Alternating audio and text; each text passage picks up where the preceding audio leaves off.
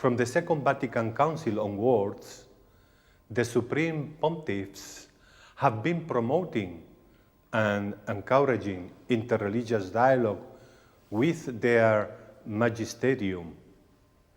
Paul VI emphasized dialogue with the world, John Paul II, the dialogue of peace, Benedict XVI, the dialogue of charity in truth, and today Pope Francis is urging the dialogue of fraternity.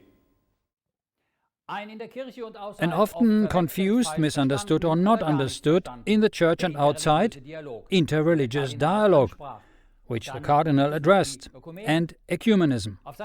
On his German-language Twitter account this month, Pope Francis wrote, "The new beginning of a dialogue does not come from words, but from silence, from not remaining stubborn, but patiently beginning again to listen to the other, to his difficulties, to what is on his heart. The healing of the heart begins with listening." Today, we want to listen to our guest. It is again Archbishop of London Angaelos from the Coptic Orthodox Church. Worldchurch, the Interreligious Dialogue, now here at EWTN TV UN blog. Good day.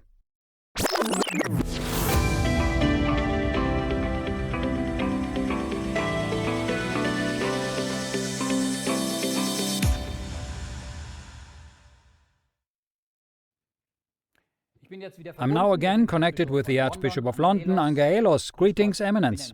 Good afternoon, Christian. Very good to be with you. I have asked this question many of my guests. In light of the current Ukraine war, interfaith dialogue to keep the peace seemed to have failed. I'm not sure if that's true, because I think when we look at the situation in Ukraine, there is not a very clear interreligious element to it. This is obviously a geopolitical war, and if anything, people attribute it to churches, but there isn't an interreligious component to this. Of course, we see that in other places, where you would expect that religious leaders, institutions, bodies would speak to each other and would resolve matters of injustice, persecution, inequality, and anything else. Sometimes it happens, often it doesn't, but I don't think we could connect that one to the Ukraine directly. If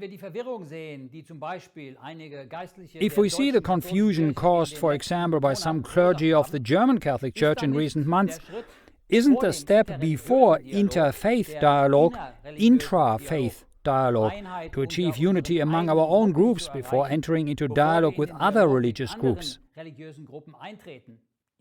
Your opinion or advice, please. Thank you, Christian. I think, of course, there's a priority. I mean, it is better for us to speak with a unified voice. And even if we don't have a unified voice, at least to understand each other's positions. So yes, of course, intra-religious dialogue is important, what we call ecumenical inter-church relations. And I think that is actually moving very well and is improving in many places. Once that happens, though, even if we can't agree on a position ecumenically, then at least we have mutual respect, and when we meet with other religious leaders or faith groups or belief groups, then we can at least attend on a common platform, working with each other and trying to be supportive. Of course, it would be incredibly hypocritical if we were talking about interreligious dialogue but not investing time and effort into ecumenical dialogue with our sisters and brothers. People will instantly call us to account and say, well, why have you done that, and why don't you follow the English proverb that says charity starts at home? So if we can't get our own house in order, then it will be difficult to speak externally. But again, having said that, we don't always have to finish one completely to start the other. As we are progressing ecumenically, we can also engage in an interreligious aspect, because these are both journeys, and they will sometimes actually enrich each other in that when we stand together, then we actually do become more unified in a position. In the age of Netflix and Amazon, how do we communicate the importance of religion, organized religion like the Coptic Orthodox or the Catholic Church, especially to young people who have no religion or no belief in God? Church must be relevant and accessible. It must be impactful. It must have a place in people's lives. Otherwise, people will make other choices. As you say, people have many other choices at the moment. And if we do not have an impact on their lives, positively and proactively, they will look at who does and who can have that impact. I think we sometimes make a mistake of trying to compete with things like social media and Netflix, and we can't possibly compete. What we must do is present what we have that no one else has, which is the story of hope in our Lord Jesus Christ and hope in life in Him. Now, we present that in a variety of ways, in youth ministry, in sports ministry, in a creative ministry, in children's ministry, in young people's ministry, in elderly ministry. All of those ways, we do the best we can. And we try to, as much as we can, present options where people think, this is really relevant to me, it'll work in my life. I do feel that if we try to compete with elements in the world, we will fail. Because they have more resources, more ability, more pull, less boundaries. You know, there are many things we can't do, and that, thank God, we can't do them. But I think it's important for us to look at what our niche gift is, which is hope and light in the world, and present that to people in a way that makes a difference to and impacts their lives. What is ecumenism, the ecumenical movement, from the Greek word the whole earth? It is a movement in Christianity that seeks a worldwide unification and cooperation of the different denominations. It is embodied primarily by the World Council of Churches, of which the Roman Catholic Church is not a member, but cooperates, and local working communities of Christian churches. Then the interreligious dialogue, on the other hand, refers to the equal, respectful and critical exchange of views between all religions. Can this exchange of views, or should it even be, a step toward a world church? Absolutely not. In a Christian, I think people underestimate the power of faith in belief in religion.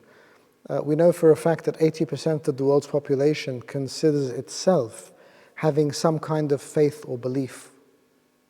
And so I can't imagine that 80% is suddenly going to all feel they can follow one thing. Because amongst those 80% are people who are very committed, very dedicated, very faithful. They will stay within their religion, they will not move.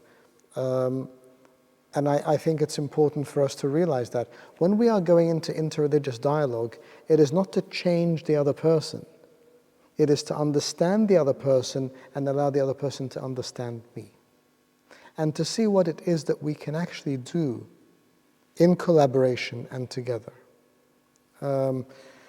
Whenever we've done interreligious dialogue, of course you bring people in who are very, very strong in their own faith or religion.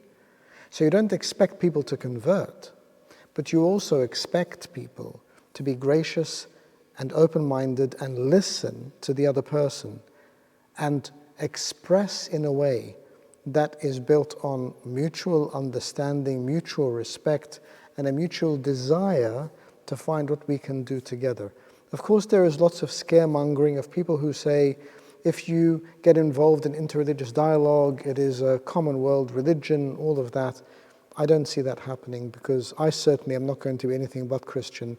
There are many people in the world who will certainly be not anything except their own religion.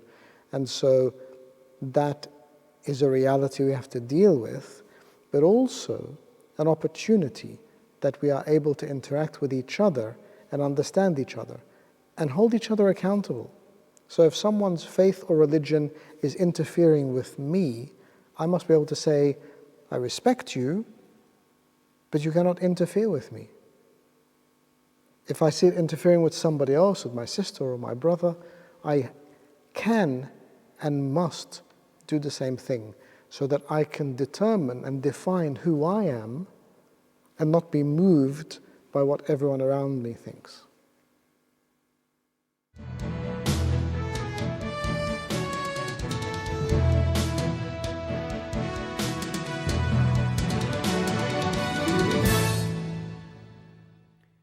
I already mentioned it at the beginning. The program Pope Francis had referred several times and repeatedly to the importance of dialogue at the beginning of the month, be it in the area of political challenges, be it in the area of ecumenical and interreligious dialogue in the Middle East. Healing of the heart begins with listening. Finally, another quote I found from Michael Marie Jung, professor, German university lecturer, leadership trainer and coach. He said on the subject of listening, only when you have mastered listening perfectly, you should slowly start to learn purposeful not listening as well. Thank you for watching. God bless.